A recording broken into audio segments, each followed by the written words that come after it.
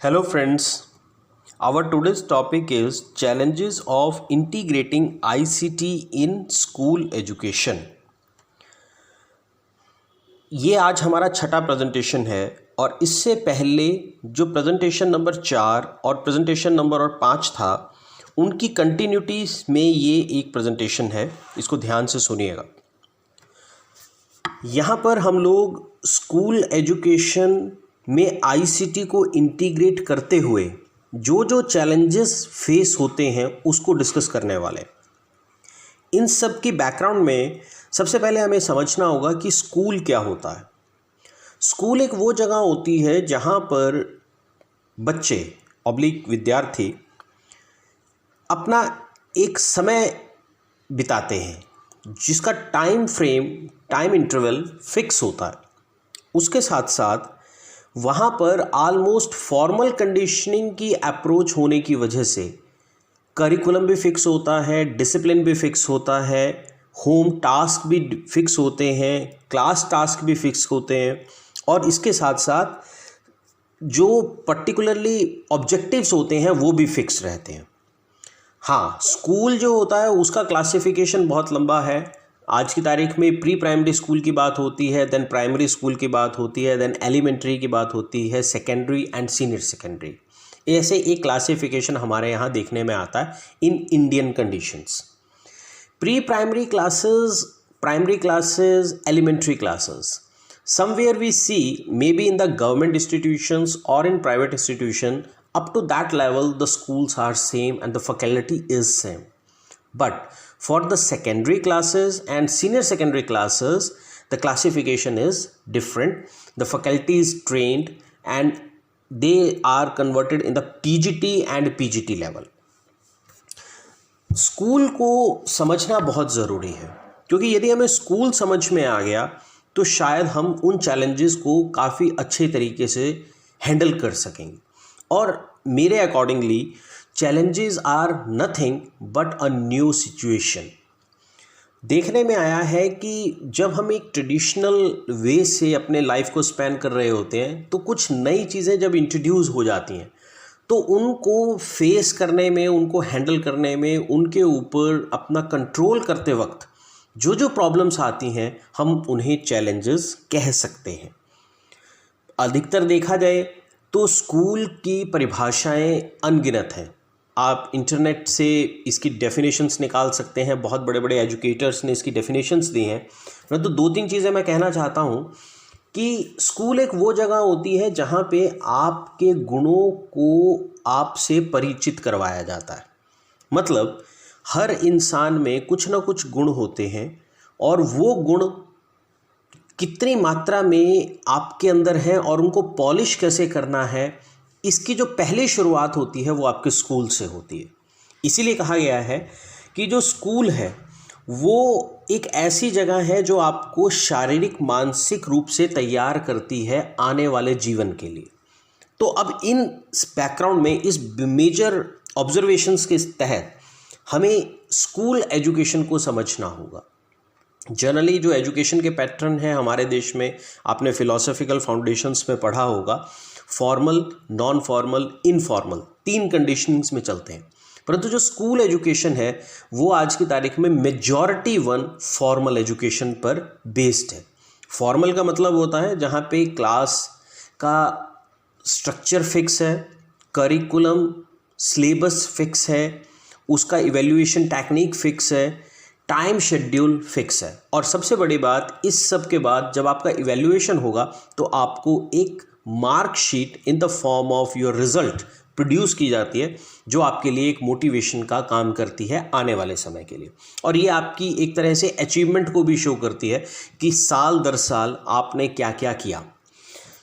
अभी इसी बैकग्राउंड के साथ यदि हमें अपने स्कूल एजुकेशन को स्टडी करना है तो हमें उससे रिलेटेड सभी स्टेक होल्डर्स पर फोकस करना होगा। Stakeholder means, it's a new term for you. Stakeholder जो स्कूल के साथ प्रत्यक्ष और अप्रत्यक्ष मीन्स डायरेक्ट और इनडायरेक्टली जुड़े हुए होते हैं। जनरली देखने में आता है टीचर, स्टूडेंट्स, ये डायरेक्ट दिखने वाली चीज़ें हैं, स्पष्ट दिखाई देती हैं कि ये चीज़ें स्कूल से रिलेटेड है। इसके अलावा बहुत सारा नॉन टीचिंग स्टाफ होता है, वो भी डायरेक्टली दिखता है। बट बहुत सारी चीज़ें ऐसी हैं जो दिखती नहीं है बट होती हैं। फॉर एग्जांपल जनरली कहा जाता है स्कूलों में क्या होता है, हम लोग कह देते हैं वहाँ पढ़ाई होती है। तो पढ़ाई क्या होती है? तो वो पढ़ाई भी एक तरह से स्टेक होल्डर है। स्कूल का वातावरण कैसा था? अब वातावरण का मतलब पेड़ पौधे लगाना शायद हो सकता है, बट उससे ज़्यादा लर्निंग इन्वायरमेंट की बात करें तो वहाँ का पैटर्न ऑफ स्टडी क्या है, वहाँ के बच्चे किस तरह से पढ़ाई करते हैं, उनके लर्निंग आवर्स कैसे हैं, उनके टीचर्स उन्हें किस तरह के एक्सपीरियंसेस प्रोवाइड करते हैं, वगैरह वगैरह। ये सब कुछ इन्वायरमेंट का पार्ट होता है, तो ये भी प्रत्यक्ष दिखाई देता है। बट बहुत सारी चीज़ें अप्रत्यक्ष होती हैं। फॉर एग्ज़ाम्पल जो बच्चे स्कूल में पढ़ रहे हैं उनके पेरेंट्स, इसके अलावा जो faculty teaching and non teaching या जो भी स्टाफ है स्कूल का, वो और उसके परिवारजन, वो भी सीधे तौर से हो गए। इसके अलावा किसी भी तरह के इंस्टीट्यूशन को चलाने के लिए सोसाइटी की बड़ी भारी भूमिका होती है। तो एक सोसाइटी नाम की जो चीज़ है, ये एक तरह से एक हिडन स्टेक होल्डर होता है जिसका प्रभाव सबसे ज़्यादा स्कूल पर पड़ता है। इसीलिए एजुकेशनिस्ट ने, सोशोलॉजिस्ट ने स्कूल को एक मिनी सोसाइटी कहा है। वो इसीलिए कहा है क्योंकि उसमें सोसाइटी का हर पक्ष इंक्लूड होता है, किसी भी पक्ष को छोड़ा नहीं जा सकता। इसके साथ साथ जनरली जब अब जो हमारा बेसिक थॉट था, जिस पॉइंट को लेके आज हम ये डिस्कशन कर रहे हैं कि चैलेंजेस क्या होंगे। अब ये जितने स्टेक होल्डर्स हैं, ये एक पर्टिकुलर ऑब्जेक्टिव को अचीव करने के लिए वर्कआउट कर रहे हैं। फॉर एग्जांपल सोसाइटी की एक्सपेक्टेशन स्कूल से है कि यहाँ से मुझे वो फीड मिले, वो नई पौध मिले, वो नए स्टूडेंट्स मिले या वो नए लोग तैयार हों जो उस सोसाइटी के नियमों को मानते हुए उसमें फिट हो जाए। अब इसका मतलब क्या हुआ कि सोसाइटी ने अपने लिए एक फिक्स सेटअप तैयार कर लिया, एक ऑब्जेक्टिव तैयार कर लिया। अब इस ऑब्जेक्टिव की फुलफिलमेंट के लिए वहाँ पर बेसिकली दो चीज़ें हैं, faculty, non teaching staff, students. अब जो स्टाफ है उस स्टाफ का भी एक ऑब्जेक्टिव है। वो ऑब्जेक्टिव क्या है कि जिन स्टूडेंट्स को उन्होंने पढ़ाना है उनकी एकेडमिक अचीवमेंट उस सोसाइटी के दिए हुए ऑब्जेक्टिव के कॉरस्पॉन्डिंग हो, उसको सपोर्ट करने के लिए हो।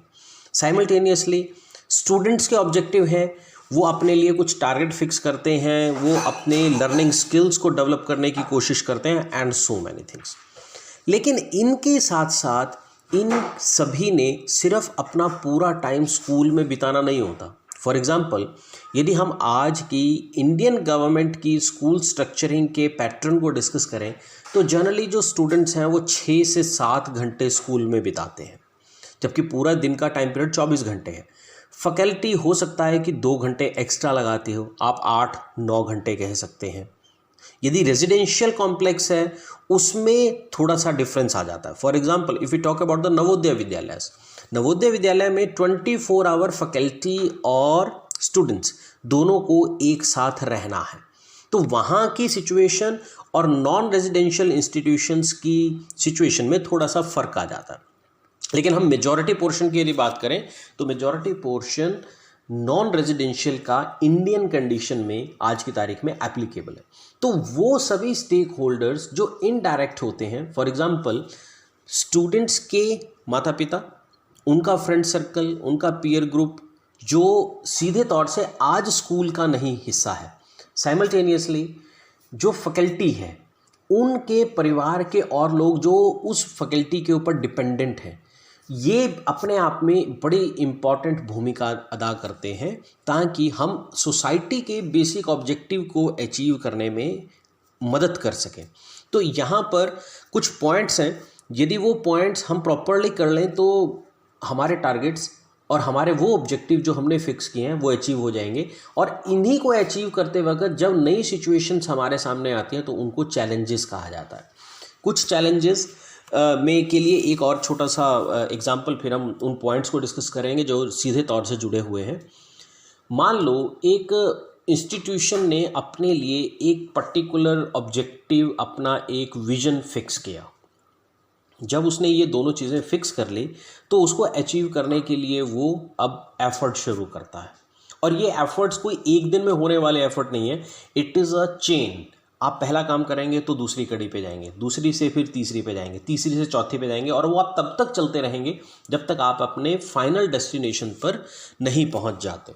तो अब इन सब चीज़ों में प्रॉब्लम्स कहाँ आती हैं?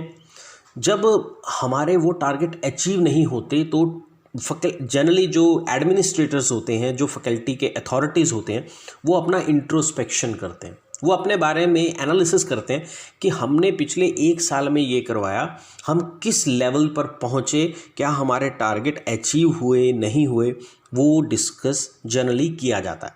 तो वहाँ पर कुछ पॉइंट्स निकलते हैं कि मान लो यदि तो वो टारगेट अचीव हो गया तो हम नया टारगेट फिक्स करेंगे।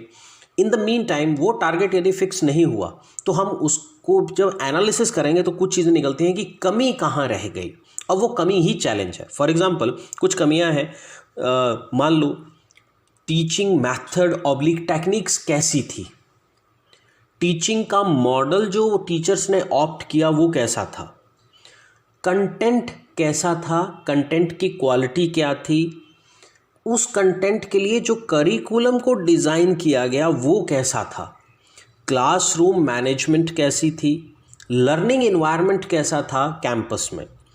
ये तो हो गया मेजर वन। अब इसके साइमल्टेनियसली और छोटी छोटी चीज़ें लेकिन बड़े इंपॉर्टेंट है वो, स्टूडेंट्स की बैकग्राउंड क्या थी, स्टूडेंट्स का मोटिवेशन लेवल क्या था, उनकी बेसिक इंटेलिजेंस क्या थी, या मैं स्टूडेंट्स की स्पेसिफिकली कह रहा हूँ, उनके लिए जो इंस्ट्रक्शनल डिज़ाइन और शेड्यूल बनाया गया उसका फॉलोअप कितना अच्छा हुआ, उनको रिसोर्सेज कौन कौन से प्रोवाइड किए गए।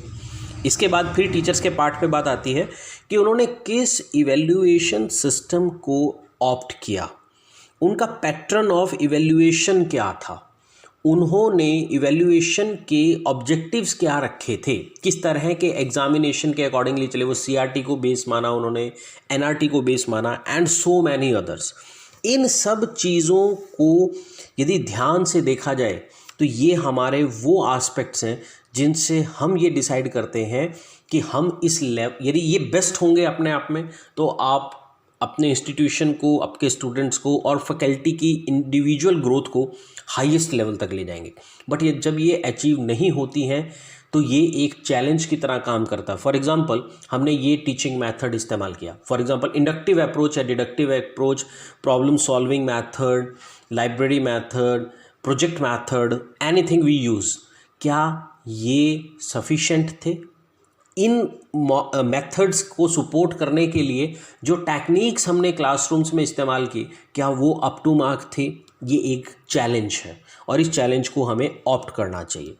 हमने teaching models, for example inquiry model को हम यदि इस्तेमाल करते हैं, हमने क्या ज़रूरत से ज़्यादा तो इसको इस्तेमाल नहीं किया। साइमल्टेनियसली हम जो बच्चों को कंटेंट दे रहे हैं वो कंटेंट और जो बच्चों का मेंटल लेवल है उसके अकॉर्डिंगली वो मैच हो रहा है या नहीं हो रहा। इन सब बातों को यदि हम कॉम्बिनेशन परमुटेशंस के सेटअप में इस्तेमाल करेंगे तो शायद रिजल्ट्स हमारे अच्छे निकलेंगे। तो ये कुछ चैलेंजेस थे जो आपको ध्यान में रखने चाहिए, जिनसे और इनमें सबसे इम्पॉर्टेंट चीज़, अब इन सब चीज़ों में आईसीटी कैसे रोल अदा करेगा, तो आपको आईसीटी के एडवांटेजेस को एक बार सुनना चाहिए दोबारा। आप लेक्चर नंबर 4 को सुने जिसमें एक बड़े इंपॉर्टेंट थी कि वो डाटा को मैनेज और डाटा को प्रोसेसिंग करता है। तो इनसे जो हमारा 1 साल में डाटा इकट्ठा हुआ, फॉर एग्जांपल हम ले रहे हैं कि 1 साल तक का हमने एनालिसिस लिया, 1 साल तक हमने सिस्टम को चलाया, उसके जो रिजल्ट्स आए हमने डे 1 से लेके up to our examination declaration तक के सेटअप को एनालिसिस किया। तो अब इसमें आईसीटी बड़ी भारी भूमिका अदा करता है। फॉर एग्जांपल अभी मेरे एक पर्सनल फ्रेंड हैं, वो पंजाब यूनिवर्सिटी चंडीगढ़ में पीएचडी कर रहे हैं, जिसमें वो फ्लैंडर्स की टेक्निक्स को स्टडी कर रहे हैं, या फ्लैंडर को एक बार दोबारा निकालने की कोशिश कर रहे हो कि उसमें से नया क्या निकल सकता है। तो वो क्या करते हैं, अपने फैकल्टी के लेक्चर्स को रिकॉर्ड करते हैं। तो उन्होंने तकरीबन 400-500 लेक्चर्स को रिकॉर्ड किया और उन्होंने उन लेक्चर रिकॉर्डिंग्स को सेकंड बाय सेकंड इवेल्युएट करना शुरू किया। जैसा कि फ्लैंडर्स में कहा गया है कि हर 3 सेकंड के बाद क्लासरूम की सिचुएशन बदल जाती है। उन्होंने उन स्कूलों के बच्चों के रिजल्ट्स को कंसीडर करने की कोशिश की, उनके मेंटल लेवल को चेक किया। मानिए कि ये जितने पॉइंट्स अभी आपसे बोले गए थे वो सभी पॉइंट्स पर उन्होंने वर्कआउट किया। तो अब वो एक बैंक की, डाटा बैंक की तरह काम करता है। तो उसको एनालिसिस करने में आईसीटी क्लियरली बहुत हेल्प करता है। और आईसीटी जब आप इंट्रोड्यूस करेंगे तो उसमें सबसे बड़ा एक चैलेंज और आएगा, वो आएगा आपकी बायसनेस का, जो सबसे इम्पॉर्टेंट चीज़ है। बायसनेस मीन्स कि आपके सामने जो फैक्ट होगा वो एक्चुअल फैक्ट होगा, उसमें कोई मैनिपुलेशन नहीं कर सकता। जनरली देखने में आता है कि कई बार एक ह्यूमन नेचर होने की वजह से हम बहुत कुछ छुपाने की कोशिश करते हैं। तो ऐसी सिचुएशन क्रिएट आईसीटी होने नहीं देता। जब आईसीटी के टूल से मिलने वाली इन्फॉर्मेशन अप टू मार्क होगी तो रिजल्ट्स भी अच्छे मिलेंगे। साइमल्टेनियसली आईसीटी को इंट्रोड्यूस इंस्टीट्यूशन में करते टाइम हमारी फैकल्टी को भी ट्रेंड होना चाहिए। साइमल्टेनियसली हमारे स्टूडेंट्स को भी ट्रेंड करने के लिए हमें अलग से इंस्ट्रक्शंस को जारी करना चाहिए, जो जनरली हमारे सिलेबस का पार्ट तो नहीं होता, बट यदि हम उसे करेंगे तो हमारे स्टूडेंट्स के पास एक एक्स्ट्रा मैकेनिज़्म डेवलप हो जाता है जिसकी हेल्प से वो अपने आप को ग्रो कर सकते हैं, अपनी आशाओं के अनुरूप आगे बढ़ सकते हैं and other things. So hope you understand what type of challenges we generally face with ICT integration in the school education. बाकी लास्ट चीज़ एक और है कि कई बार आपको ये एक सिचुएशन देखने में आएगी कि जो आपके स्टेट बोर्ड्स होते हैं, for example Punjab school education board, Haryana school education board, या हर स्टेट का जो अपना स्कूल एजुकेशन बोर्ड होता है उसका सीबीएसई सेंट्रल लेवल पे जो एक स्ट्रक्चर डेवलप है, या एक आईएएससी बोर्ड है। इन बोर्ड्स में आपको कंटेंट भी डिफरेंट मिलेगा, आपको मेथड्स भी डिफरेंट मिलेंगे, टीचर्स की भी सेटअपिंग आपको डिफरेंट टाइप की मिलेगी। तो कई बार पॉलिसी इश्यूज भी हमारे सामने आ जाते हैं जो एक चैलेंज की तरह काम करते हैं to integrate the ICT. For example अभी क्या है कि यदि मैं हरियाणा की बात करूं तो हरियाणा में एक उत्कर्ष वर्कआउट गवर्नमेंट ऑफ हरियाणा करती है। वो क्या करती है कि अपनी फैकल्टी के से अपने स्कूलों में लेक्चर्स को रिकॉर्ड करवा के भेजती है थ्रू सैटेलाइट। तो एजुसेट का बड़ा अच्छा इस्तेमाल करती है वो। तो अब एजुसेट का जो इस्तेमाल हो रहा है ये भी आईसीटी है। तो उसमें क्या हो गया है कि मान लो हरियाणा को यदि हम रीजन वाइज बांट दें तो हिसार साइड हो गई, अंबाला साइड होगी, फरीदाबाद साइड हो गई, सेंट्रल हरियाणा की बात करें तो जींद का एरिया हो गया।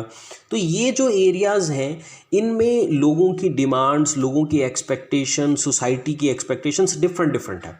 बट स्टेट विल थिंक कि हमें एक जैसा यदि करिकुलम देना है तो वो पंचकुला से ऑपरेट होता है। तो पंचकुला में आके टीचर अपना लेक्चर रिकॉर्ड करके, चाहे वो ऑडियो फॉर्म में हो चाहे वो वीडियो फॉर्म में हो, वो उत्कर्ष के थ्रू आप हरियाणा के हर एक सरकारी स्कूल में, गवर्नमेंट स्कूल में सर्कुलेट किया जाता है। जब वो सर्कुलेट होता है तो वो एक जैसा एग्जाम्पल, एक जैसी बात पूरे हरियाणा में जाती है। वरना अभी यदि मैं हरियाणा में टीचर्स की काउंटिंग करने की बात करूं तो टीचर्स की काउंटिंग नियर अबाउट 2 लाख के आसपास है। ये डाटा ऊपर नीचे भी हो सकता है, कोई स्पेसिफिक डाटा नहीं है, मैं इस चीज़ को एडमिट करता हूँ, लेकिन फिर भी हरियाणा का सबसे बड़ा डिपार्टमेंट है education department as a employ side. तो कहाँ तो 2 लाख लोगों के अपने अपने थॉट्स होना, और कहाँ एक बंदे ने पूरे के पूरे एजुकेशन सिस्टम को टैकल करना, उसके लिए लेक्चर तैयार करना, उसके लिए प्रेजेंटेशन देना। तो एक जैसी यूनिफॉर्मिटी आने के चांसेस ज़्यादा रहते हैं। तो ये भी अपने आप में एक तरह से चैलेंज की तरह होता है कि कई बार भाषा का फ़र्क आ जाता है। अभी मैं हिंदी में प्रेजेंटेशन तैयार कर रहा हूँ, मेरे जनरली जो स्टूडेंट्स हैं वो पंजाबी लैंग्वेज वाले हैं, तो obviously again somewhere it is a challenge. तो इस तरह से बहुत सारे चैलेंजेस होते हैं और आपसे भी उम्मीद है कि आप लोग एक अपनी कॉपी खोल के अकॉर्डिंग टू योर ऑब्जर्वेशंस आप अपने अपने चैलेंजेस को लिखिए। What type of challenges you face, may be your personal side हो सकती है, सोसाइटी से आपको चैलेंजेस मिल रहे हो, आपको फाइनेंशियल चैलेंजेस मिल रहे हो, आपको स्टूडेंट्स की अंडरस्टैंडिंग ना हो पाना भी एक अपने आप में चैलेंज हो सकता है, स्टूडेंट्स का मोटिवेशन लेवल एक चैलेंजिंग हो सकता है, फैकल्टी का हिमसेल्फ मोटिवेटेड ना होना भी एक चैलेंजिंग फेज़ है। तो इन सब बातों के साथ now we over our lecture, and hope so you properly understand what is the meaning of challenge, and you make your on side what type of challenges generally teachers, students, system, society face. Thank you very much.